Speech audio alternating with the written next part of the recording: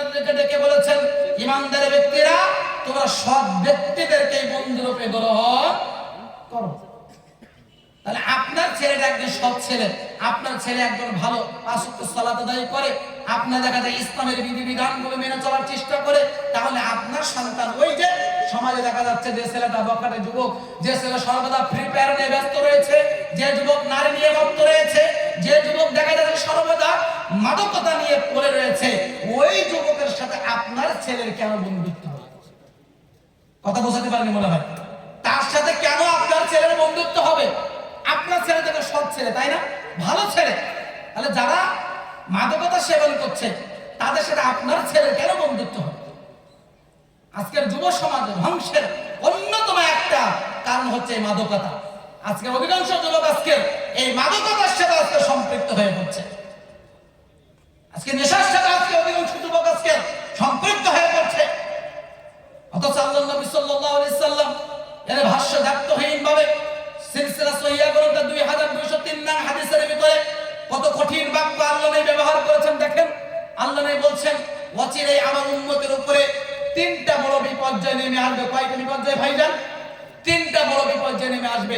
তার ভিতরে এক নম্বর বড় বিপর্যয় আল্লাহ নবী সাল্লাল্লাহু আলাইহি ওয়াসাল্লাম বলছেন, বিভিন্ন এলাকায় ভূমি ধসে যাবে, ভূমিকম্প হবে। দুই নম্বর, আল্লাহর পক্ষ থেকে বা কোন জাতির পক্ষ থেকে মানুষের উপরে জুলুম অত্যাচার এগুলো চাপিয়ে দেওয়া হবে। তিন নম্বর, মানুষের পাপের দরুন তার আকার আকৃতিকে পরিবর্তন ঘটিয়ে দেওয়া হবে। দেখা যাচ্ছে সকালে ছিল বানর, আপনার রাতে ছিল দেখা যাচ্ছে মানুষ, সকালে হয়ে গেছে বানর, সকালে ছিল মানুষ, রাতে হয়েছে বানর শুকরে পরিণত হয়েছে। এটা সিলসিলা সহিহ গ্রন্থের ভিতরে আল্লাহর নবী সাল্লাল্লাহু আলাইহি সাল্লাম হাদিসের ভিতরে স্পষ্ট হয়ে বলেছেন। আর এই তিনটা বড় বড় বিপর্যয়, তিনটা বড় বড় বিপর্যয় নেমে আসার তিনটা কারণ। কয়টা কারণ ভাইজান? তিনটা কারণ। এক, যখন মানুষ বেশি বেশি মাদক দ্রব্য, নেশাদার দ্রব্য খায় পান করবে, তখন এই তিনটা বড় বিপর্যয় নেমে আসবে। যখনই মানুষ বেশি বেশি করে নারীদের নিয়ে নর্তকীর মতো করে নাচাবে, তখন এই তিনটা বড় বিপর্যয় নেমে আসবে। যখনই মানুষ গান বাজনা বাদ্যযন্ত্রের প্রতি আসক্ত হবে, তখন এই তিনটা বড় বড় বিপর্যয় নেমে আসবে ভাইজান। তাহলে আপনার ছেলেটা, আপনার মেয়েটা কেন ওই যে বেনামাজি বা সুদখোর, ঘুষখোর বা দেখা যাচ্ছে গান শ্রবণ করে বা মাদকতা সেবন করে, ওই সকল ছেলের সাথে, ওই সকল মেয়ের সাথে আপনার ছেলে মেয়ে কেন চলাফেরা করবে?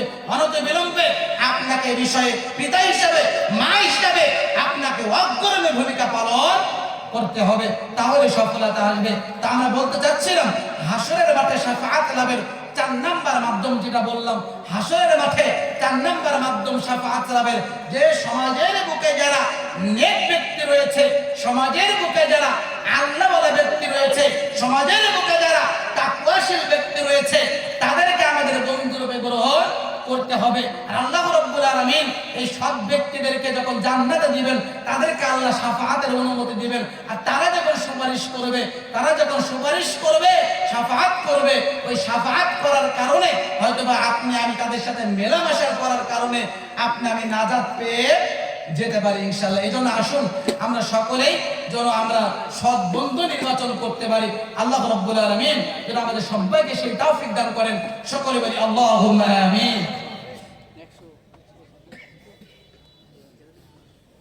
সম্মানিত উপস্থিতি, আমাদের আলোচনা আরো অনেক লম্বা ছিল।